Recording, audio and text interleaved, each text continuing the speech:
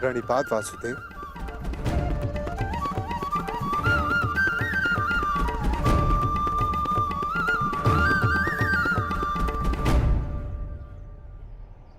आप यहां वासुदेव? हाँ धर्मराज, तुम एक परीक्षा में भले ही सफल हो गए, परंतु मैं यहां अगली परीक्षा के लिए तुम्हें सावधान करने आया हूं। कैसी परीक्षा माधव? अज्ञातवास की परीक्षा अर्जुन, जो सरल नहीं होगी। क्या उसके विषय में कुछ सोचा है? जैसे वनवास कट गया वैसे ही अज्ञातवास भी कट जाएगा माधव। नहीं युधिष्ठिर, मनुष्य को अपनी कठिनाइयों से निकलने के विषय में पहले सोच लेना चाहिए, क्योंकि कठिनाइयों का लाभ उठाने के विषय में उसके शत्रु पहले सोच लेते हैं। असंभव! कैसे हो सकता है ये? पांडव बचकर कैसे निकल गए?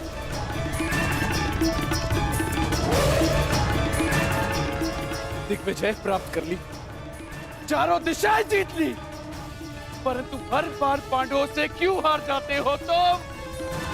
इतने सैनिक साथ थे, शकुनी तुम भी थे, फिर कैसे असफल हुए? कैसे?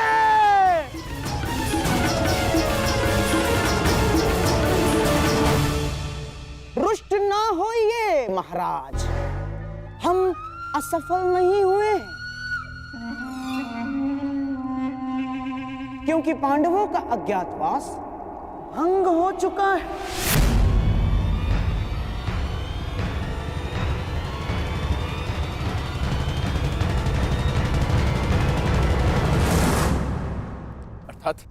अर्थात ये महाराज कि अंगराज कर्ण ने पांडवों को अज्ञातवास में देखा था।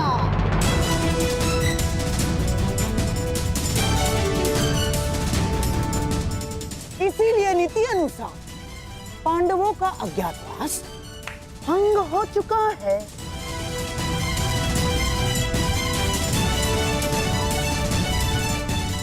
है ना कर्ण? क्या ये सत्य है कर्ण? तुमने पांडवों को देखा था?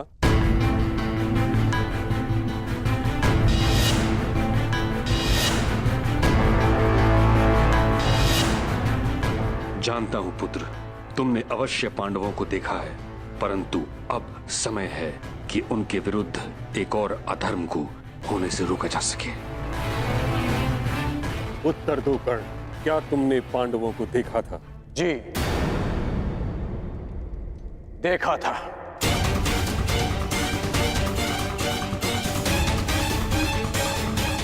क्या तुम्हारी बात का सत्यापन करने के लिए कोई साक्ष्य है? नहीं। ऐसा क्यों? जब तक सैनिक वहां पहुंचे, पांडव वहां से जा चुके थे और मैंने गांधार राज और युवराज को बताया था कि पांडव मेरे समक्ष खड़े हैं, परंतु उन्होंने मेरी बात का विश्वास नहीं किया और दूसरी ओर चले गए। गांधार राज, अज्ञातवास के नियमों के अनुसार साक्ष्य को कुरुकुल के किसी सदस्य का समर्थन होना चाहिए। अंगराज के साक्ष्य होने पर किसका समर्थन है उन्हें?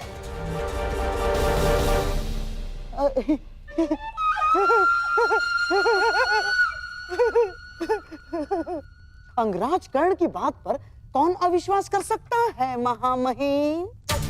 और उनके साक्ष्य होने पर स्वयं कुरुवंश के सम्राट दुर्योधन का समर्थन भी है?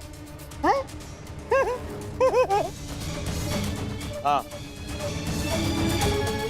मुझे अपने मित्र कर्ण के ऊपर पूर्ण विश्वास है।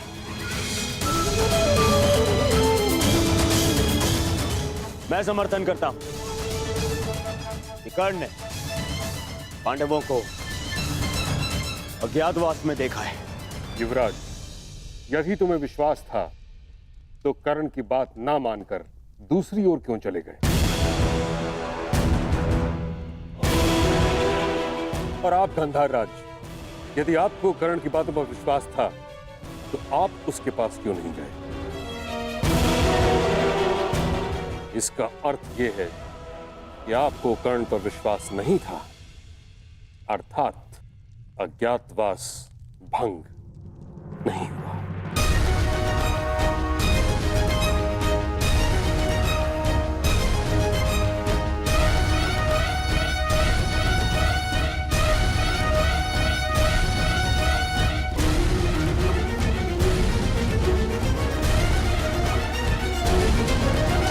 प्रश्न ये उठता है ताचरी कि अब किया क्या जाए? खोज, पांडवों की खोज के अतिरिक्त कोई मार्ग शेष नहीं, क्योंकि नियम अनुसार पांडवों का अज्ञातवास किसी विघ्न के बिना आरंभ हो चुका है। अज्ञातवास में जाने का समय हो गया है, परंतु तुम सबके शस्त्रों को देखकर कोई भी तुम्हें पहचान लेगा। भीम की गदा, अर्जुन का गांडीव और तुम सबके अस्त्रों और शस्त्रों को देखकर तुम्हें कोई भी पहचान सकता है।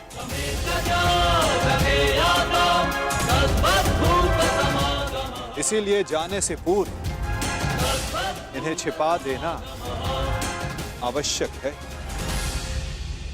परंतु कहां माधव? यदि किसी ने यह शस्त्र ढूंढ लिए तो? कोई भी स्थान सुरक्षित नहीं है। स्थान सुरक्षित नहीं होता अर्जुन, स्थान सुरक्षित किया जाता है। मैं समझा नहीं माधव। अपने अस्त्रों और शस्त्रों को नीचे रखो।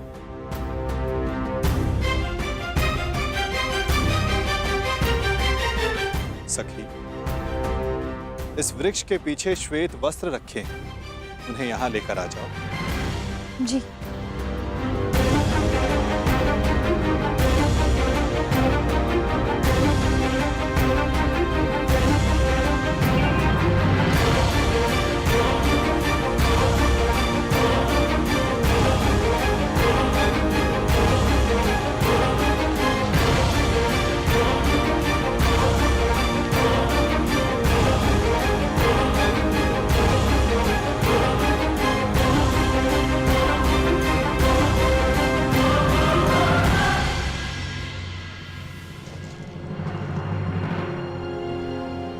अब जो भी इसे देखेगा उसे यह प्रतीत होगा कि ये एक मृत शरीर है। कुछ लोग भय के कारण तो कुछ लोग घृणा के कारण यहां नहीं आएंगे। इस शमी के वृक्ष पर 1 वर्ष तक ये अस्त्र और शस्त्र सुरक्षित रहेंगे। परंतु अब सबसे महत्वपूर्ण प्रश्न ये खड़ा होता है कि अज्ञातवास में जाओगे कहां?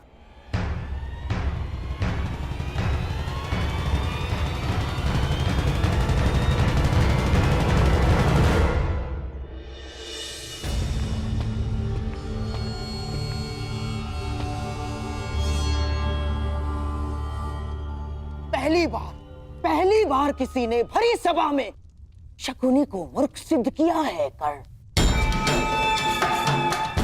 और इसका मूल्य तुम्हें चुकाना होगा। मैंने वन में भी सत्य कहा था और राजसभा में भी। मैं तुम्हें बस मामाजी, बस। एक दूसरे के ऊपर आरोप लगाने बंद कीजिए। तो हो गया तो हो गया। अपने घायल दम पर आरोप का मलहम लगाना बंद कीजिए आप। और तुम कौन? अपने आप को मेरा सेवक कहते हो ना? तो ठीक है, अब तुम मेरा आदेश मानोगे। जाके ढूंढो उन पांडवों को। केवल 1 वर्ष है मेरे पास, केवल 1 वर्ष। आर्यव्रत के सभी राजा या तो मेरे अधीन हैं और या मेरे मित्र। तो अब जाओ और ढूंढो इन्हें, गुप्तचर भेजो, जो करना है करो। परंतु मुझे सूचित करो कि पांडव कहां छुपे हैं। बस।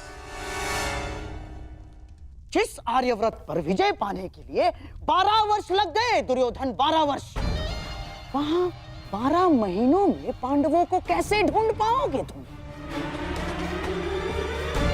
अब हमें ये कार्य शक्ति से नहीं, युक्ति से करना होगा दुर्योधन। लीजिए, ये नई युक्ति आई, अर्थात मामाश्री। अर्थात पांडव किसी भी परिस्थिति में हमारे मित्र राष्ट्रों में नहीं जाएंगे ना।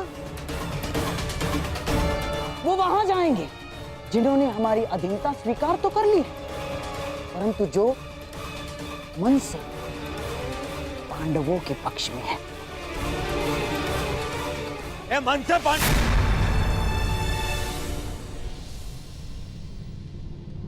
द्वारका। दुर्योधन को लगेगा कि तुम सब द्वारिका में छिपे हो, इसलिए वो अपने गुप्तचर द्वारिका और तुम्हारे मित्र राजाओं के यहाँ भेजेगा। और यदि वो कहीं असावधान होगा तो केवल उस स्थान पर जहां स्वयं उसके मित्र हैं, क्योंकि मनुष्य अपनी खोई हुई वस्तु कभी अपने ही आंचल में नहीं ढूंढता। मैं समझा नहीं, आपका संकेत क्या है वासुदेव? तुम विराट नगर जाओ युधिष्ठिर। विराट नगर के राजा केवल नाम के राजा हैं और वहां पर शासन रानी सुदेशना के भाई कीचक का चलता है। और कीचक दुर्योधन का सबसे परम मित्र है, इसलिए दुर्योधन कभी सोच ही नहीं पाएगा कि तुम सब वहां छिपे। सूर्य भले ही मेघों में छिपा, परंतु उसका तेज बाहर आ ही जाता है। ठीक उसी प्रकार मनुष्य भी प्रकृति से भिन्न व्यवहार नहीं कर सकता दुर्योधन, ना?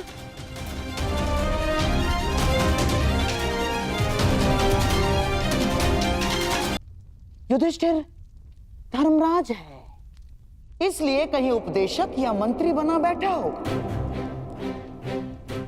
इस बार तुम्हें अपनी प्रकृति से भिन्न व्यवहार करना होगा युधिष्ठिर। तुम कंक के नाम से राजा विराट से मिलोगे और तुम वो कार्य करोगे जो तुम जीवन में कभी नहीं करना चाहते। तुम राजा विराट के साथ चौसर खेलोगे।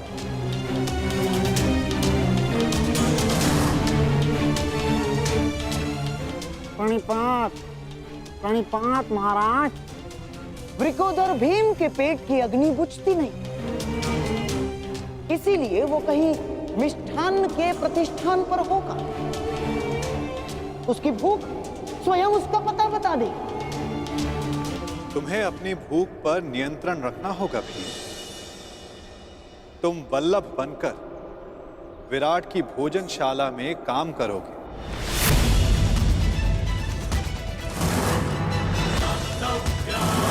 और अपनी भूख पर कड़ा नियंत्रण रखोगे।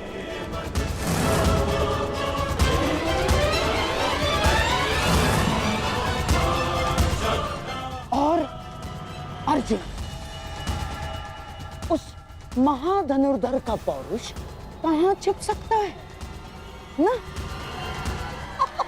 वो कहीं होगा सैनिक के वेश में अपना पौरुषत्व दिखाएगा। और तुम पार्थ, समय आ गया कि उर्वशी से मिले श्राप को वरदान सिद्ध करने का। तुम्हें 1 वर्ष के लिए अपने पौरुष को त्यागना होगा। नपुंसक बृहन्नल्ला बनकर तुम राजा विराट की संगीतशाला में कार्य करो।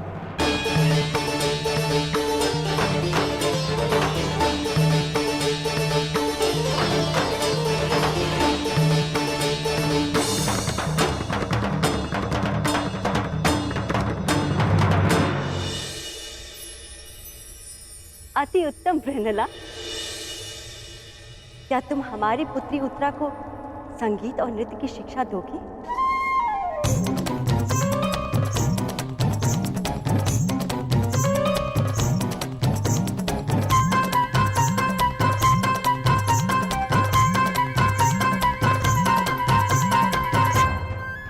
अवश्य महारानी, मैं आपकी अपेक्षाओं पर खरी उतरूंगी।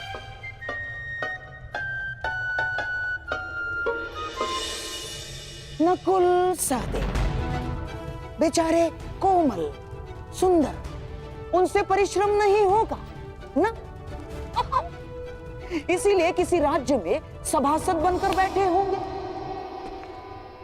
नकुल, सहदेव,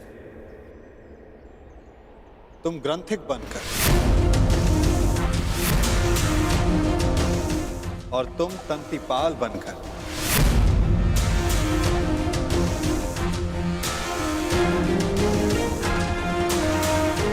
विराट नगर की गौशाला और अश्वशाला में कार्य करो।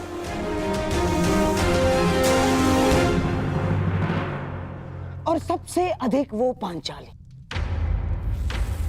उसका तेज, उसकी आंखों की ज्वाला कहां किसी से छुप सकती है दुर्योधन। और तुम सखी, तुम्हें अपना दर्प छिपाने के लिए सबके समक्ष घूंघट में रहना होगा। दासी सैरंधरी बन, जिसके पति गंधर्व, तुम रानी सुदेशना की रूप सज्जा का कार्य संभालो।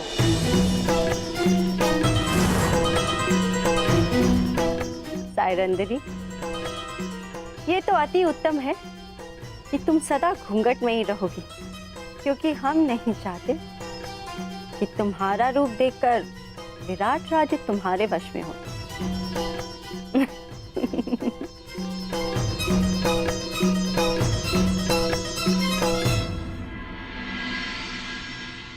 यदि मेरे सिखाए मार्ग पर चलोगे तो पांडवों को ढूंढना कठिन कार्य नहीं होगा।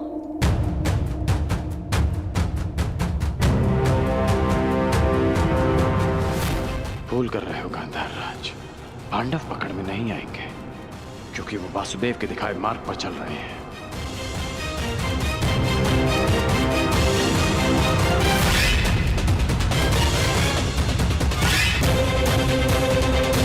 मगध, छेदी, सभी राज्यों से हमारे गुप्तचर रिक्त हाथ लौट रहे हैं।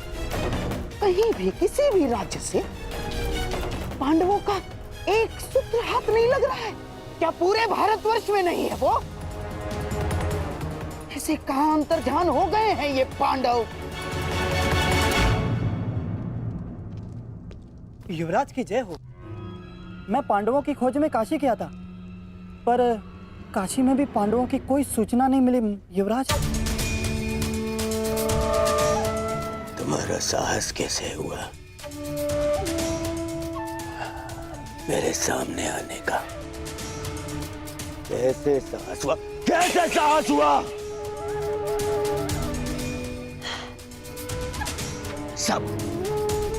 सब मेरी असफलता का संदेश देने क्यों चले आते हैं?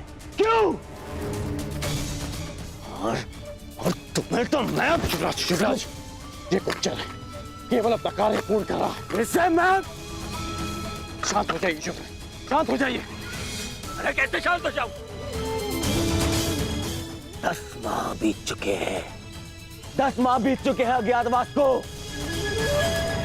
केवल 2 माह शेष हैं, 60 दिन। अब तक उन पांडवों की सूचना नहीं मिली तो आगे क्या मिलेगी? और तुम अब तक यहीं खड़े हो। इससे पहले कि मैं तुम्हारा वध कर दूं, चले जाओ यहां से, जाओ।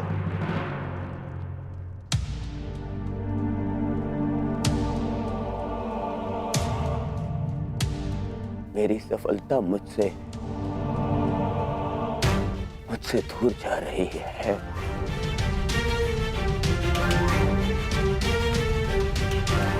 और मेरा मित्र तो मुझसे पहले ही दूर जा चुका है।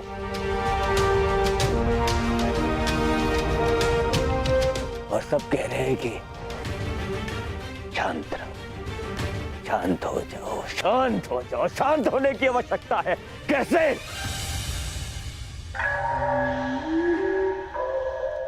शांत होने की कोई आवश्यकता नहीं है दुर्योधन, क्योंकि मनुष्य का क्रोध ही उसके लक्ष्य प्राप्ति के लिए उसका उत्साह बढ़ाता है। परंतु हाँ, क्रोध ही दोधारी तलवार है दुर्योधन। नियंत्रण में रहे तो शत्रु का नाश कर सकती है, और यदि अनियंत्रित हो तो स्वयं को घायल कर सकती है। इसीलिए तुम्हारी ये क्रोध शक्ति पांडवों को ढूंढने में लगाओ। पर कहा मामा जी, कहां ढूंढे उन पांडवों को? हर ग्राम, हर नगर ढूंढ लिया, जहां संभावना थी वो हर राज्य ढूंढ लिया, परंतु वो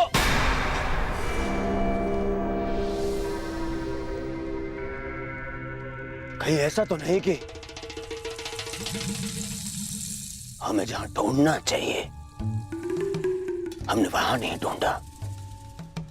हमारे किसी मित्र राज्य में। हाँ दुर्योधन, हर जगह तो नहीं ढूंढा है हमने पांडवों को।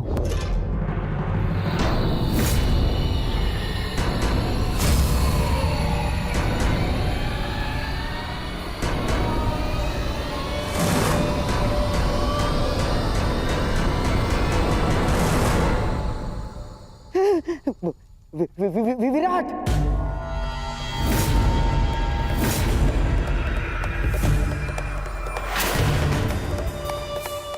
विराट में ढूंढना शेष है। विराट हमारे अधीन है, और विराट का सेनापति कीचक तुम्हारा मित्र। इसीलिए हमने विराट में गुप्तचर भेजे ही नहीं। और अवश्य पांडव यही सोचकर विराट नगर में होंगे कि हम उन्हें वहां ढूंढेंगे ही नहीं।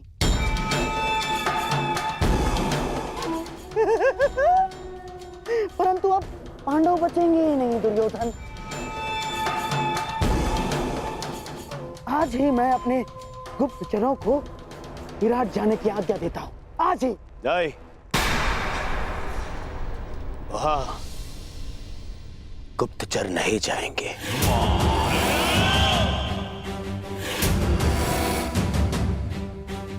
वहां हम स्वयं जाएंगे, और फिर पितामह को बोलने का अवसर भी नहीं मिलेगा, क्योंकि इस बार उन पांडवों का अज्ञातवास टूटने का साक्षी मैं स्वयं रहूंगा।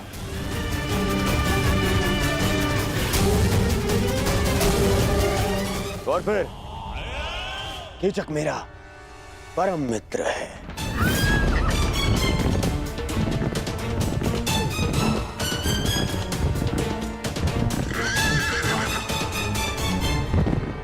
वो अवश्य मेरी सहायता करेगा।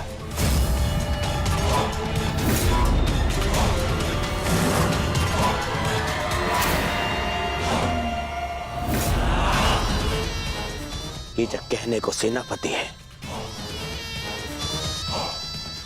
परंतु वास्तविकता में विराट का पूरा नियंत्रण उसी के हाथ में।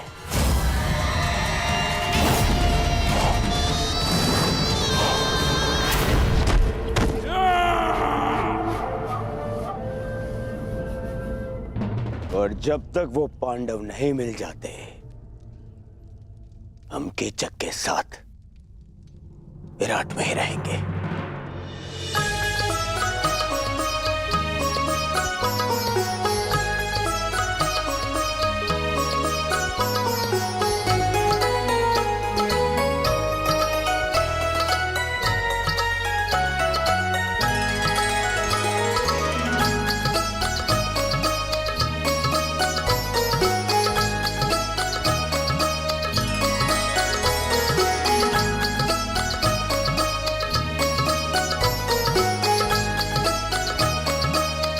नृत्य का अभ्यास हो रहा है भांजी उत्तरा।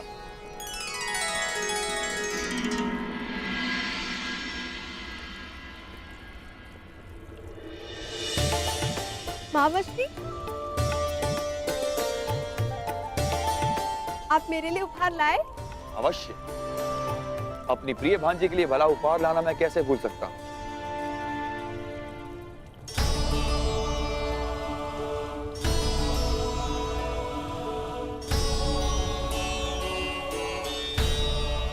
ये क्या मामाश्री, फिर से वस्त्र? ये कोई साधारण वस्त्र नहीं है उत्तरा। कलिंग राज्य का सबसे श्रेष्ठ वस्त्राकार के हाथों का बुना मलमल है। जब आपको मेरे मनचाहे वस्त्र लाने ही नहीं होते हैं, तो आप पूछते ही क्यों है कि क्या मंगाना है? आप भूल गए मैंने आपसे घुंघरू मंगवाए थे। मेरी प्रिय भांजी उत्तरा, शीघ्र ही तुम्हें किसी बड़े राज्य की महारानी बनना है। फिर तुम्हारे एक संकेत पे सैकड़ों नर्तकियां अपना कौशल दिखाएंगी। तुम्हें साधारण घुंघरुओं की क्या आवश्यकता है? होने वाली महारानी हो, अपने वस्त्र आभूषण पर ध्यान देना चाहिए। इस नृत्य और वादन में क्या रखा है, इसका कोई लाभ नहीं। क्षमा चाहती हूँ सेनापति महोदय, परंतु संगीत साधना शस्त्र साधना से कम नहीं होती। वस्त्र आभूषण शरीर सजाते हैं, परंतु संगीत मन को संतोष का आभूषण देता है।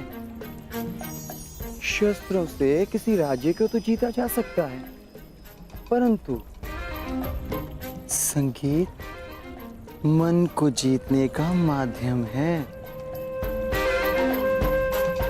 यदि तुम उत्तरा की शिक्षिका ना होती ब्रेनला, तो मेरे समक्ष मुख खोलने का दंड मृत्यु होता। तुम एक किन्नर हो, तुम्हें क्या भान की राजस्त्रियों का आचरण क्या होना चाहिए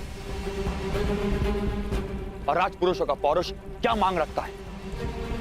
तुम तो ना पूर्ण पुरुष हो ना पूर्ण स्त्री। जाओ अपनी वीणा संभालो।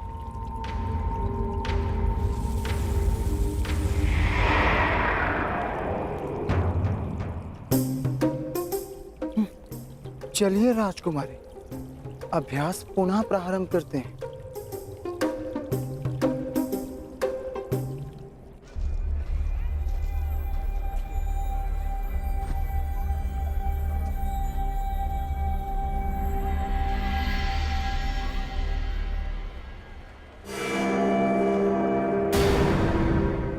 दुर्योधन, कहीं से हमारे यहाँ होने का आह्वान तो नहीं हो गया?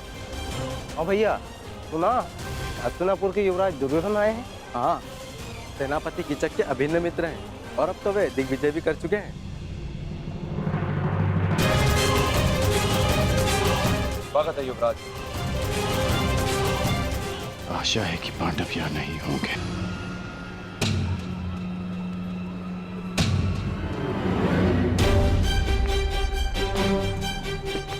मुझे बाकियों को भी जाकर सावधान करना होगा।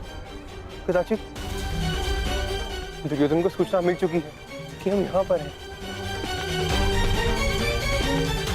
राजमहल की ओर बढ़ रहे हैं, अर्थात भ्राता युधिष्ठिर संकट में है।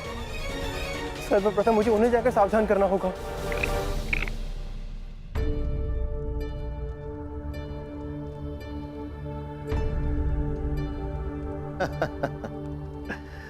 वाह कंक, तुमने तो हमें फिर से हरा दिया। तुम तो द्यूत में बड़े ही प्रवीण हो। इसमें कौन सी बड़ी बात है पिताश्री?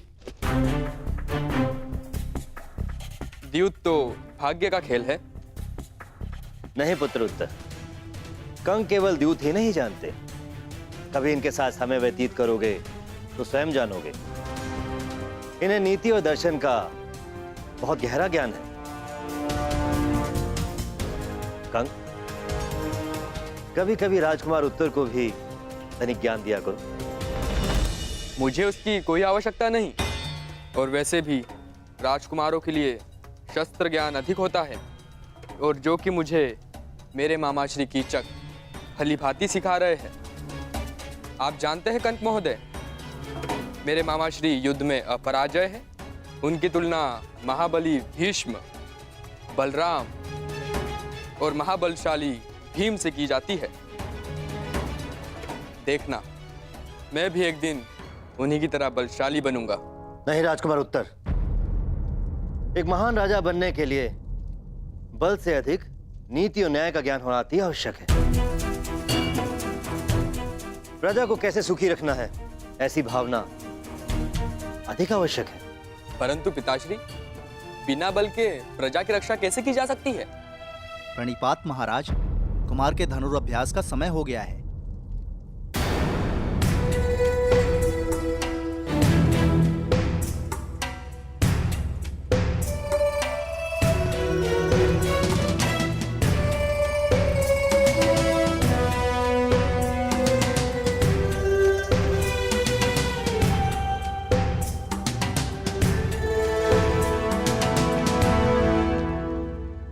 नकुल यहां क्यों आया था? अवश्य कि वो कुछ विशेष बात करना चाहता है। बहुत चिंता है कंक।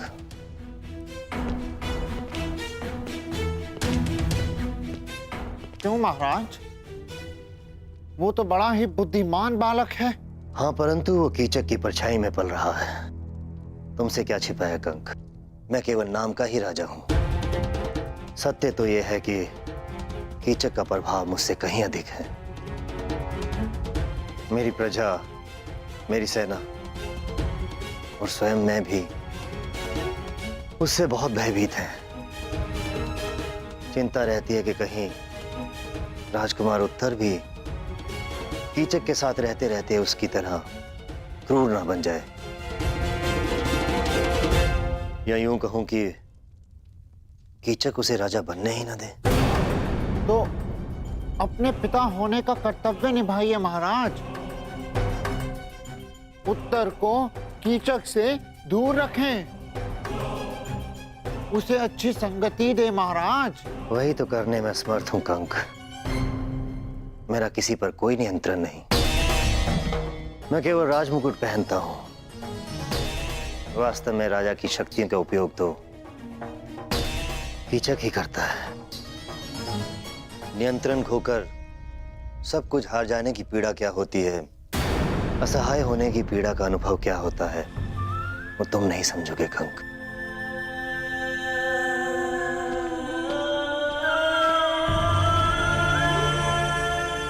जी महाराज।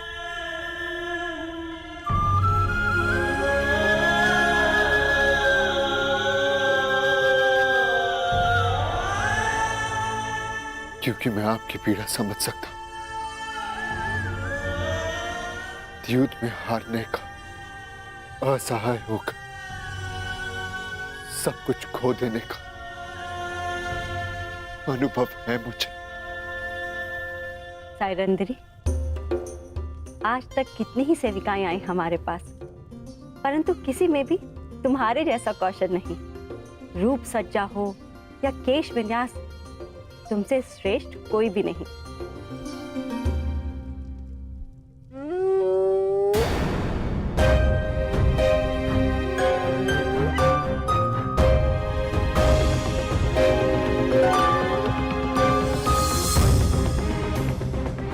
श्रृंगार पूर्ण हुआ महारानी, आज्ञा दीजिए, बहुत काम शेष है। अरे अभी कहाँ? हमें हमारे अन्य आभूषण कौन पहनाएगा? जी। उपहास कर रहे हैं हम। तुम जाओ, आभूषण हम स्वयं पहन लेंगे। अच्छा रुको,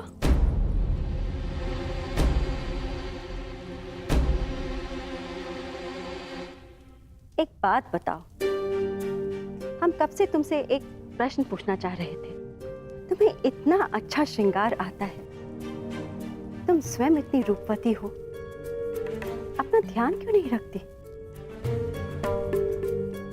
ये देखो कितने सुंदर केश है तुम्हारे, इसे खुला क्यों रखा है?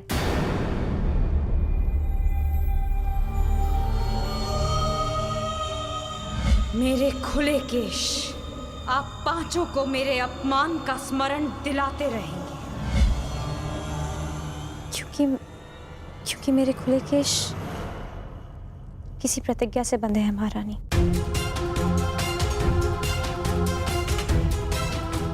ऐसी कौन सी भीष्म प्रतिज्ञा है कि इतने सुंदर केश बांधे भी ना जा सके? महारानी की जय हो। सेनापति कीचक पधार रहे हैं। कीचक हमारा भाई? वाह, एक और विजय कर आया। हमें शीघ्र ही तैयार होना पड़ेगा। एकांत। मैं तुमसे श्रेष्ठ हूँ? नहीं, मैं हूँ। तुम्हें वीणा बजाने और नृत्य के अतिरिक्त आता ही क्या है? राजकुल के सदस्यों को युद्ध ज्ञान होना अधिक आवश्यक है। हाँ, बड़ा आया योद्धा। तुम्हें ठीक से तलवार पकड़नी तो आती नहीं है। अच्छा, मुझे सब आता है। चलो कौन श्रेष्ठ है इसका निर्णय इस प्रदा से हो जाए। मेरे साथ अश्वरोहण की चुनौती स्वीकार करती हो? हाँ हाँ चलो, तुम्हें दिखा भी दूंगी कि मुझे वीणा बजाने के अतिरिक्त बहुत कुछ आता है। सावधान रहिएगा राजकुमारी। हाँ।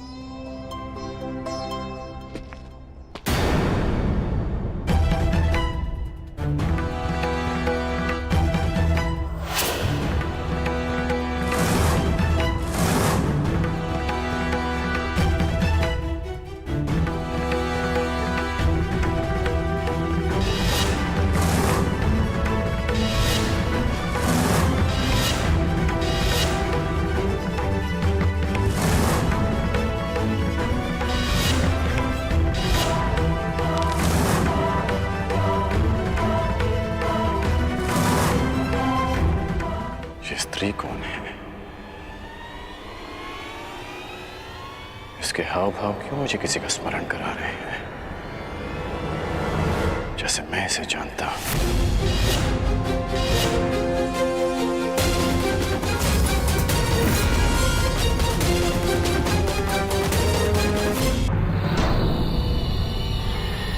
ये स्त्री कौन है? इसके हाव भाव क्यों मुझे किसी का स्मरण करा रहे हैं, जैसे मैं इसे जानता हूं।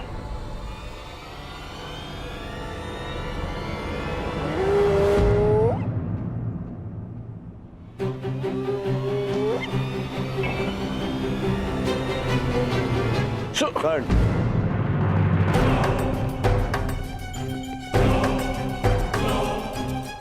कर्ण, कीचक का संदेश है। हमें महाराज विराट से मंत्रणा करनी है। आओ। क्या हुआ? संकट का संदेश क्यों भेजा? संकट नहीं भ्राताश्री, महासंकट। किस महासंकट की बात कर रहे हो अनुज? दुर्योधन गंधार राज और कर्ण के साथ विराटनगर पहुंच चुका है और सुना है कि सेनापति कीचक भी उनका मित्र है। वो अवश्य हमारी खोज में आया होगा। हम ऐसा नहीं होने दे सकते। 13 वर्ष पूर्व होने में 2 माह शेष है। किसी भी परिस्थिति में हमें हमारी पहचान छिपानी होगी। इसलिए मैंने आप सबको संकट का संदेश भेजा था। पांचाली कहाँ है? उसे संकेत भेजा? मैंने महारानी के कक्ष के बाहर जाकर पुकार लगाई थी। अवश्य पांचाली ने सुनी होगी। तो फिर पांचाली यहाँ आई क्यों नहीं?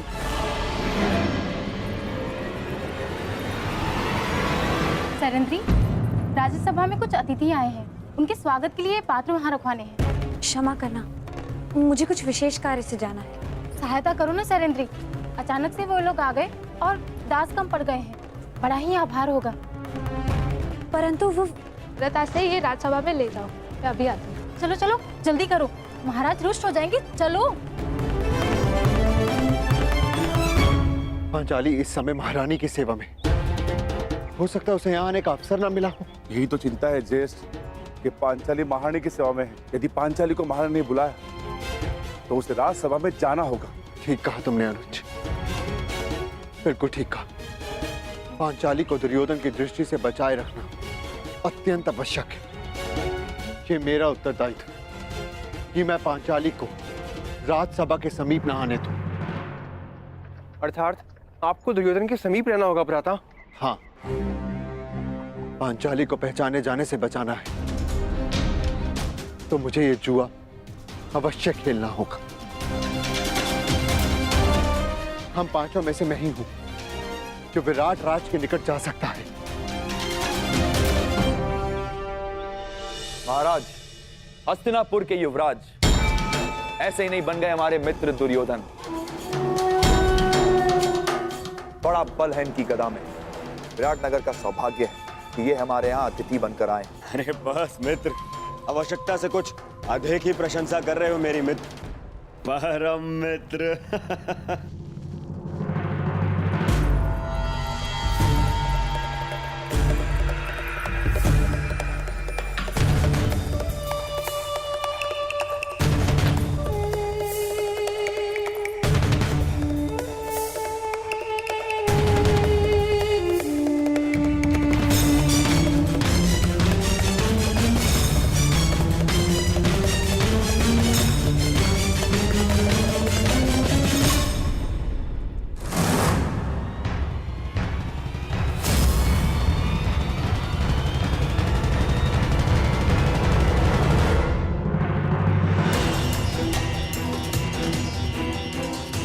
कहाँ जा रहे हो भीम? राज्यसभा में आपके साथ ज्येष्ठ। नहीं भीम, तुम सदा अति चिंतित और अति उत्साही हो जाते हो और ये दोनों ही अवस्था हमारे लिए घातक है। यदि पांचाली राज्यसभा में तो उसकी सुरक्षा का उत्तरदायित्व मेरा है भीम। तुम बस सतर्क रहो, जाओ जाकर रसोई घर में मेरे लौटने की प्रतीक्षा कर, मैं वहां पर पहुंचता हूं। बस सावधान रहना, सावधान। ज्येष्ठ, सदा प्रतीक्षा ही तो करता रहा हूं मैं। हस्तिनापुर की राज्यसभा में आपके विजय की प्रतीक्षा करता रहा। परिणाम क्या निकला आप स्वयं जानते हैं। मैं अपनी भूल स्वीकारता हूं भी, परंतु कभी कभी आक्रामक होने के स्थान पर पीछे हट जाना ही श्रेयस्कर होता है भीम। हस्तिनापुर की राज्यसभा में जो कुछ हुआ उसके प्रतिकार के लिए लगभग 13 वर्ष हमने कष्ट सहे हैं भीम, और पांचाली ने भी। यदि तुम इस समय दुर्योधन के समक्ष प्रस्तुत हुए तो हमारी 13 वर्षों की तपस्या भंग हो जाएगी भीम। हमने प्रतिज्ञा ली, हमें हमारी प्रतिज्ञा पूर्ण करनी है। तुम चिंता मत करो, मैं सब कुछ संभाल लूंगा भीम। मुझे आप पर विश्वास है ज्येष्ठ, मैं अवश्य प्रतीक्षा करूंगा, परंतु इस बार मैं शांत नहीं रहूंगा। यदि दुर्योधन ने कोई भी कुचक्र रचा तो शपथ है अपनी प्रतिज्ञा की, भीम प्रस्तुत होगा, चाहे फिर से 12 वर्ष का वनवास क्यों ना भुगतना पड़े।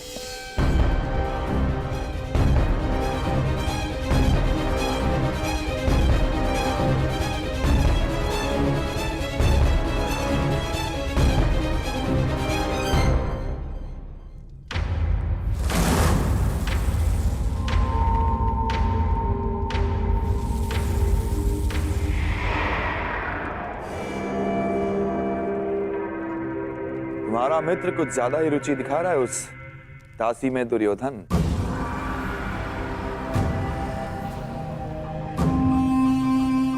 यदि ऐसा है तो युवराज के लिए इससे अधिक प्रसन्नता की बात क्या हो सकती है सेनापति कीचक।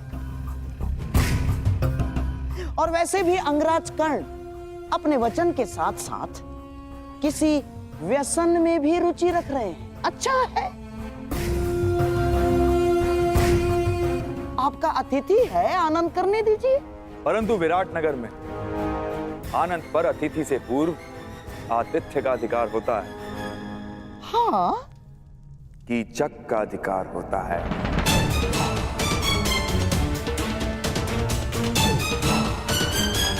है ना राजा? दासी, तुम पहले हमारे समक्ष आओ।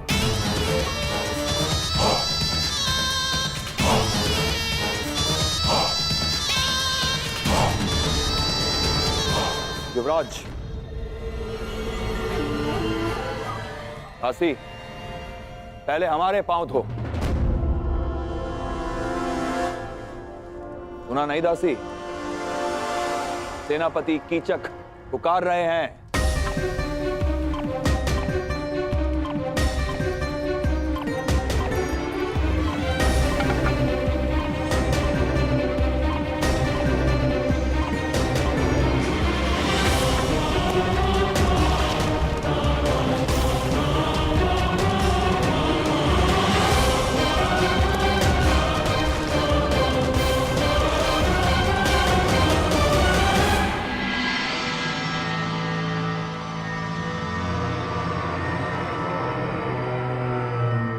अद्भुत,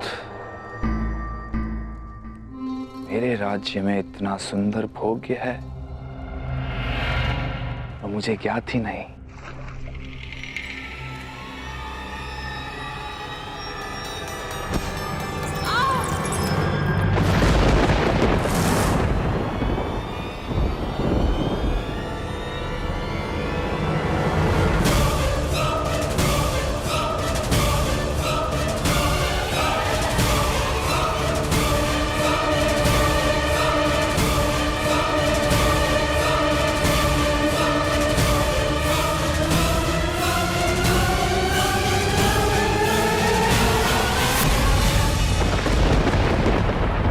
दासी,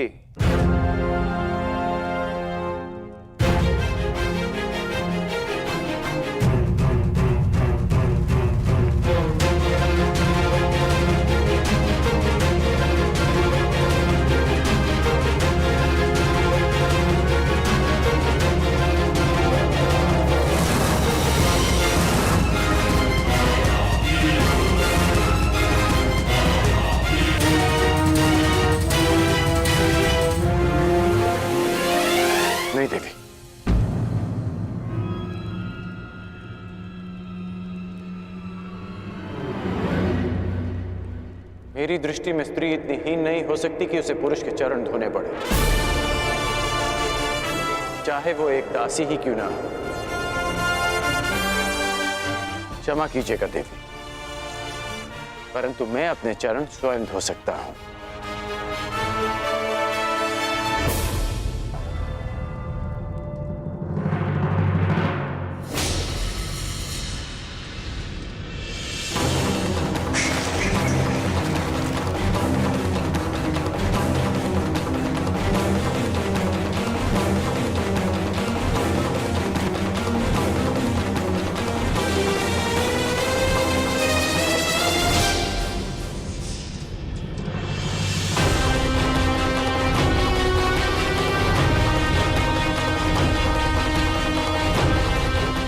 शीघ्रता भी क्या है सुंदरी, अपना नाम तो बता दीजिए।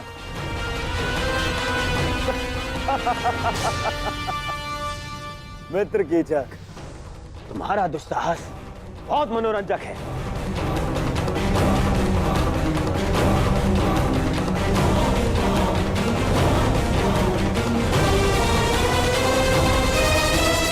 सूर्य अपना तेज सारे संसार में बांटता है,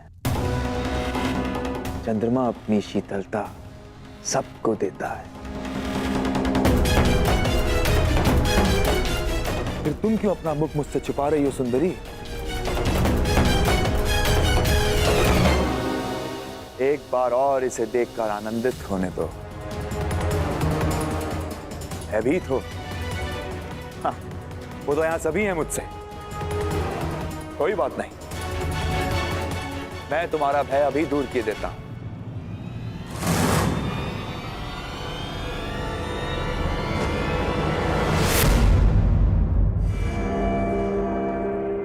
ओहो, विरोध करना भी जानती हो? अच्छा है, विरोध करना सुंदरियों का एक गुण है, मुझे अच्छा लगा।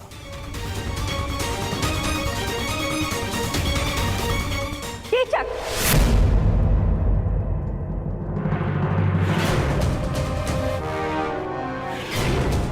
साइरंदरी हमारी सेवा में है और सुरक्षा में भी। उसकी सुरक्षा का वचन दिया है हमने।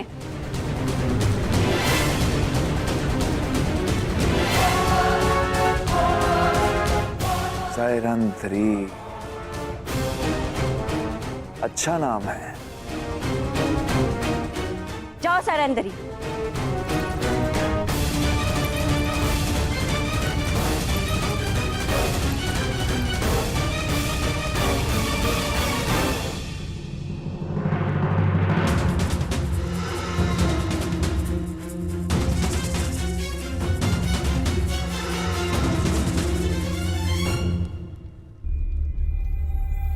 पांचाली तो उनके साथ गई थी, तो फिर कहाँ रह गई? सैरंधी नहीं आई? नहीं, उन्हें सेनापति कीचक ने रोक लिया। अब न जाने क्या होगा। सेनापति कीचक की दृष्टि जिस स्त्री पर पड़ती है उसे वो मैला करके ही छोड़ता है। क्षमा करना ज्येष्ठ, परंतु अब मैं अपना वचन नहीं निभा पाऊंगा।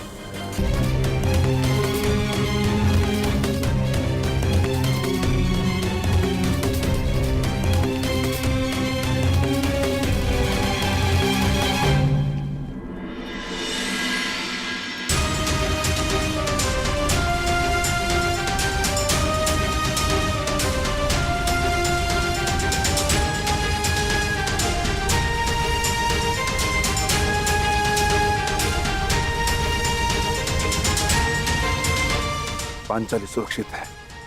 ज्येष्ठ ने अपना उत्तरदायित्व पूर्ण किया। मित्र दुर्योधन, मैं तुम्हें हमारी सेना के महत्वपूर्ण पदाधिकारियों से मिलवा देता हूं। ये तुम्हारा मंतव्य पूरा करने में सहायक सिद्ध होंगे।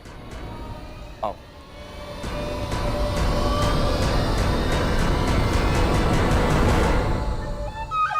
अंगराज, आप कृपया बाहर प्रतीक्षा कीजिए। मैं युवराज की सुरक्षा में आया हूँ। हाँ, तो युवराज का ही आदेश है। सेनापति कीचक के साथ वो एकांत में बात करना चाहते हैं। और हाँ, यदि आवश्यकता होगी सेवकों की तो आपको बुलावा भेज दिया जाएगा। कृपया प्रस्थान करें।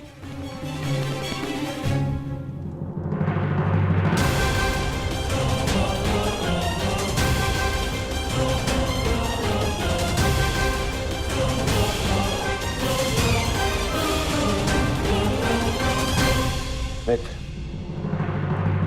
हमने उन पांडवों को हर स्थान, हर दिशा में ढूंढा है, केवल विराटनगर शेष है। यदि तुम्हारी सहायता ना मिली तो 2 माह पश्चात ही हस्तिनापुर पर महायुद्ध का संकट मंडराएगा और वो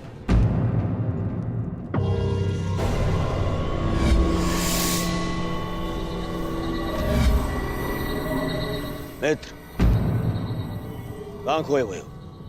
तुम सुन रहे हो ना? हाँ हाँ, कहो मित्र।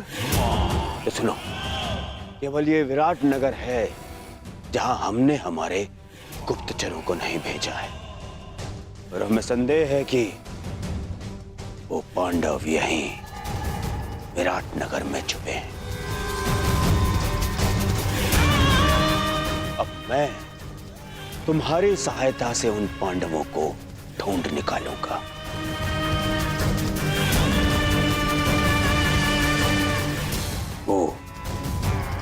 वो 5 पांडव महातेजस्वी हैं। यदि दृष्टि रखोगे तो पहचान लोगे। और वो द्रौपदी का रूप तो किसी घूंघट में भी नहीं छुप सकता।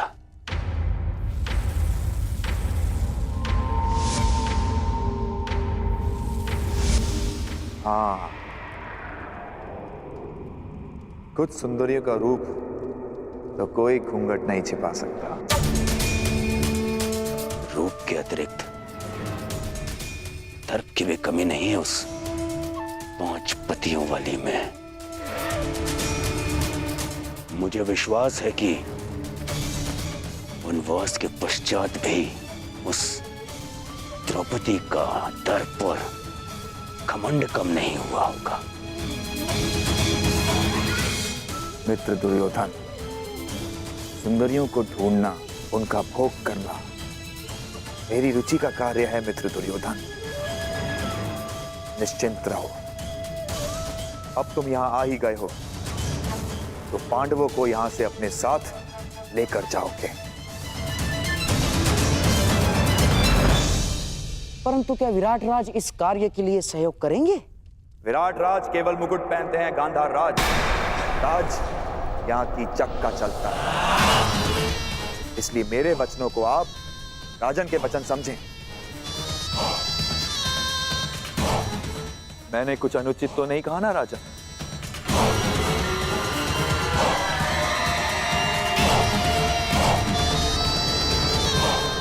अब उस सुंदरी को ढूंढने का कार्य मैं पूर्ण करूंगा।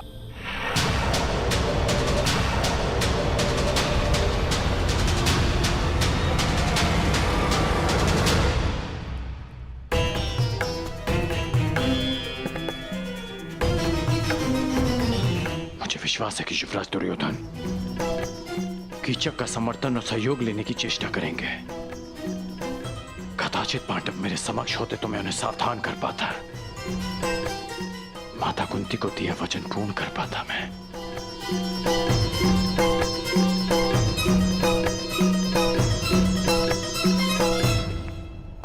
समझ में नहीं आता कि दुर्योधन यहां आया क्यों है।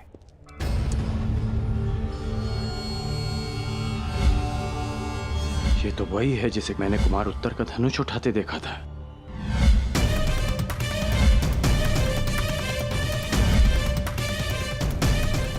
ये इस बात ही छिपकर किससे और क्यों बात कर रही है? क्यों हर बार मुझे अनुभव होता है कि मैं इसे जानता हूं।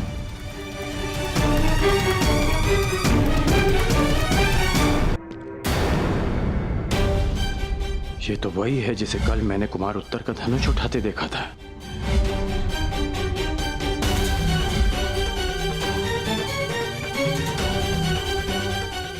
इस भांति छिपकर किससे और क्यों बात कर रही है?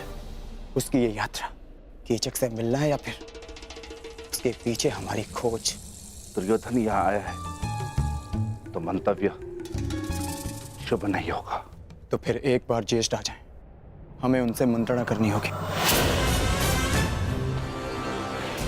वो भी सभा में उन्हें ज्ञात होगा कि दुर्योधन हमें पकड़ने के लिए क्या षड्यंत्र रच रहा है।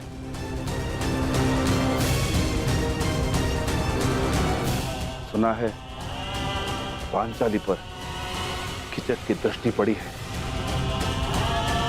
हमें उसे भी सुरक्षित रखना होगा। समस्या बड़ी हो तो सावधान अधिक रहना चाहिए भ्राता भीम। सावधान रहना और अपने क्रोध पर नियंत्रण रखना।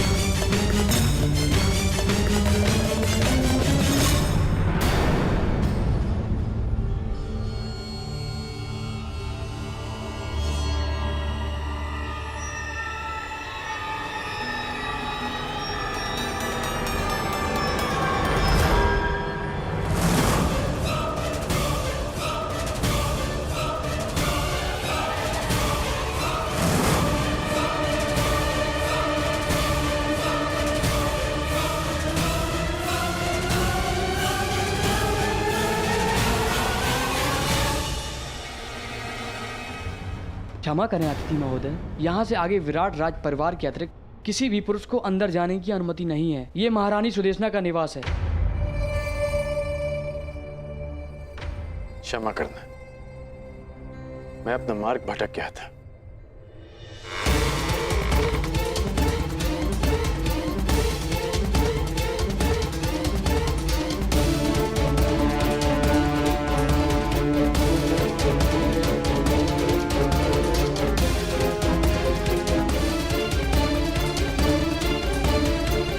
कहाँ हो बहना?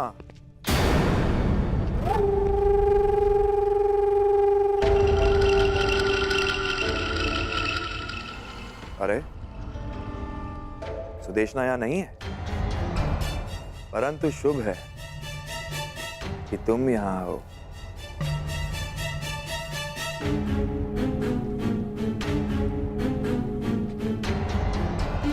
क्षमा कीजिए। ठहरो।